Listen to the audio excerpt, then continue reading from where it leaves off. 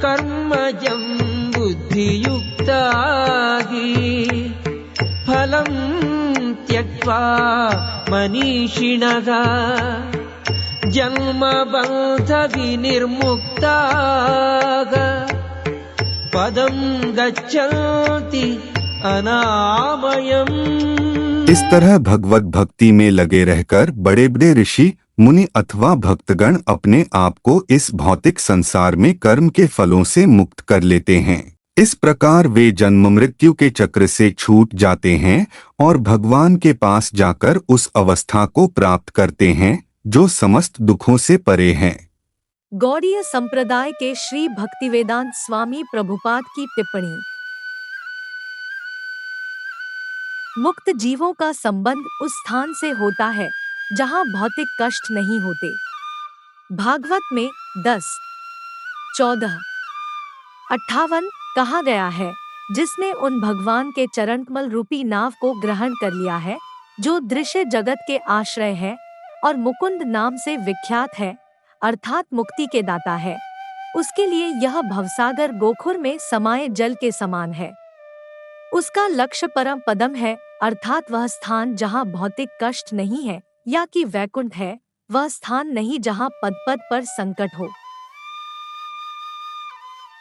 अज्ञानवश मनुष्य यह नहीं समझ पाता कि यह भौतिक जगत ऐसा दुखमय स्थान है जहाँ पद पद पर संकट है।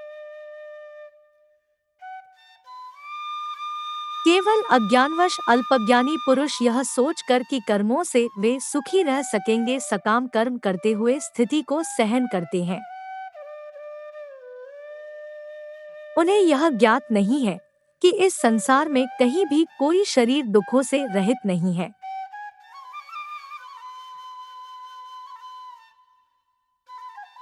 संसार में सर्वत्र जीवन के दुख जन्म, मृत्यु, जरा तथा व्याधि विद्यमान है।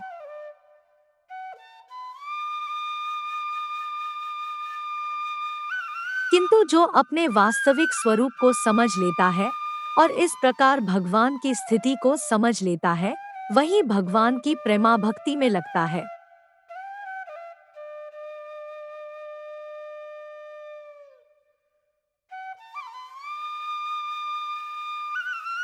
फलस्वरूप वह वैकुंठ लोक जाने का अधिकारी बन जाता है, जहाँ न तो भौतिक कष्टमय जीवन है, न ही काल का प्रभाव तथा मृत्यु है।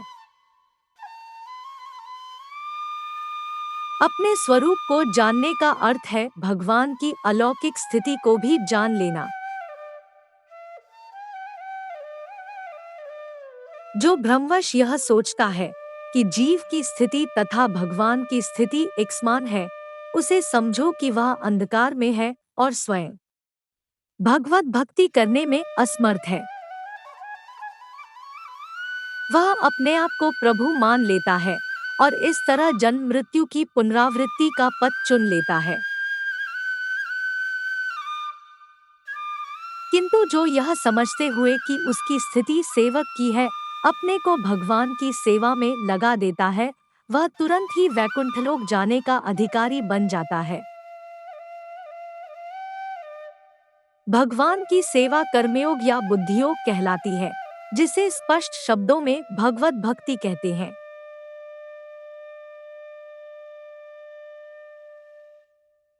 श्री संप्रदाय के श्री रामानुजाचार्य की टिप्पणी। जो लोग कर्म करते समय और उनके फलों का त्याग करते समय मन की इस समता को रखते हैं, वे पुनर्जन्म के बंधन से मुक्त हो जाते हैं और सभी बुराइयों से परे क्षेत्र में चले जाते हैं। ही का अर्थ है कि यह सूक्ति या शिक्षा सभी उपनिषदों में प्रसिद्ध है। रुद्र संप्रदाय के श्री श्रीधर स्वामी की टिप्पणी। कर्म किस प्रकार मुक्ति का साधन बन सकते हैं, इसका ज्ञान अब दिया जा रहा है। आध्यात्मिक बुद्धि वाले जो सभी कार्यों के परिणामों के लिए सभी सकाम इच्छाओं को त्याग देते हैं, सर्वोच्च भगवान को अर्पित करने के लिए धार्मिक गतिविधियों में लगे रहते हैं, उन्हें आत्म साक्षात्कार मिलता है और जन्म और मृत्यु के बंधन से मुक्त होकर वे शाश्वत को प्राप्त करते हैं। और सर्वोच्च भगवान कृष्ण की शाश्वत आध्यात्मिक दुनिया। ब्रह्मा संप्रदाय के श्री माधवाचार्य की टिप्पणी। इस श्लोक में भगवान कृष्ण समाधान बताते हैं, अर्थात सकाम तृष्णा से मुक्त होकर सभी कर्म करना, पुरस्कार की इच्छा किए बिना सभी कार्यों को सर्वोच्च भगवान को अर्पित करें। आध्यात्मिक बुद्धि और वास्तविकता की समझ से संपन्न व्यक्ति सर्वोच्च अवस्था को प्राप्त करता है। वहां तक पहुंचने के लिए संभाव से कर्म करना ही ज्ञान का मार्ग है और निश्चित मुक्ति का साधन है। कुमार संप्रदाय के श्री केशव कश्मीरी की टिप्पणी। यह आपत्ति की जा सकती है कि यद्यपि बुरे कार्यों से दूर रहना लाभदायक अवश्य है, परंतु कोई अच्छे कर्म क्यों छोड़े? भगवान कृष्ण ने उत्तर दिया कि बुद्धिमान लोग जो चीजों की वास्तविक प्रकृति पर विचार करते हैं और जन्म और मृत्यु के कारण पर विचार करते हैं, उन्होंने महसूस किया है कि जहाँ बुरे कर्म भयानक प्रतिक्रियाओं को जन्म देते हैं, वहीं अच्छे कर्मों की प्रतिक्रियाएं व्यक्ति को महान और धनी परिवारों में जन्म लेने के लिए प्रेरित करती है। भौतिक अस्तित्व में रहते हुए भी वे सुख और दुख के अधीन हैं और बुढ़ापे, बीमारी और मृत्यु के अधीन हैं और इस प्रकार उनसे बचा जाना चाहिए। भौतिक अस्तित्व से मुक्ति उपनिषदों में वैकुंठ के रूप में वर्णित आध्यात्मिक दुनिया की आनंदमय स्थिति के लिए प्रयास करने और प्राप्त करने की दिशा है, जो सभी दुखों से मुक्त है और माया के भ्रम से परे है, जो भौतिक प्रकृति का एक उत्पाद है। निष्कर्ष यह है कि आध्यात्मिक दुनिया में असीमित आनंद की प्राप्ति के लिए व्यक्ति को मेधावी कर्मों का भी त्याग करना होगा, अन्यथा वे तुच्छ भौतिक पुरस्कार प्रदान करेंगे। अद्वैत संप्रदाय के श्री आदि शंकराचार्य की टिप्पणी। फलम त्यक्त्वा, फल त्यागने से शब्द दूरवर्ती शब्द कर्मों से उत्पन्न कर्मजम से जुड़ा है।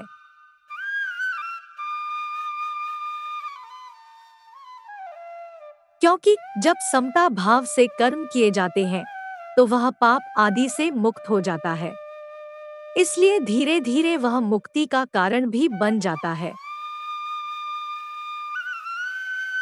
बुद्धियुक्त, जो लोग ज्ञान के प्रति समर्पित हैं, जो समता के ज्ञान से ओतप्रोत है,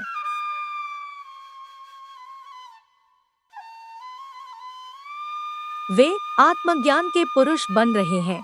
फल के त्याग से वांछनीय तथा अवांछनीय शरीर की प्राप्ति होती है। वांछनीय देवताओं और अन्य लोगों के शरीर, अवांछनीय जानवरों के शव आदि। कर्मजम कर्मों से उत्पन्न अवस्था तक पहुँचते हैं। विष्णु की सर्वोच्च अवस्था, जिसे मुक्ति कहा जाता है। अनामयम बुराइयों से परे, यानी सभी बुराइयों से परे, जन्म बंध विनिर्मुक्ता बनकर, जन्म के बंधन से मुक्त होकर, जन्म जन्म स्वयं एक बंधन बंध है, जीवित रहते हुए भी उससे मुक्त हो जाना। चूंकि बुद्धि को धर्म और अधर्म आदि के उन्मूलन का प्रत्यक्ष कारण बताया गया है, इसलिए है धनंजय ज्ञान के योग की ओर 49 से आरंभ करते हुए 3 श्लोकों में जो प्रस्तुत किया गया है, आत्मज्ञान ही है, जिसमें सर्वोच्च लक्ष्य की प्राप्ति शामिल है, जो चारों ओर बाढ़ के बराबर है और जो कर्मयोग के परिणाम स्वरूप मन की शुद्धि से उत्पन्न होती है। टिप्पणी के पहले भाग में बुद्धि को समत्व बुद्धि, संभाव की बुद्धि के रूप में लिया गया है। बुद्धि का वैकल्पिक अर्थ आत्मज्ञान लिया गया है। इसलिए कार्य को सर्वोच्च वास्तविकता के बारे में ज्ञान की मदद से किया जाना चाहिए, जिसे किसी के लक्ष्य के रूप में चुना गया है।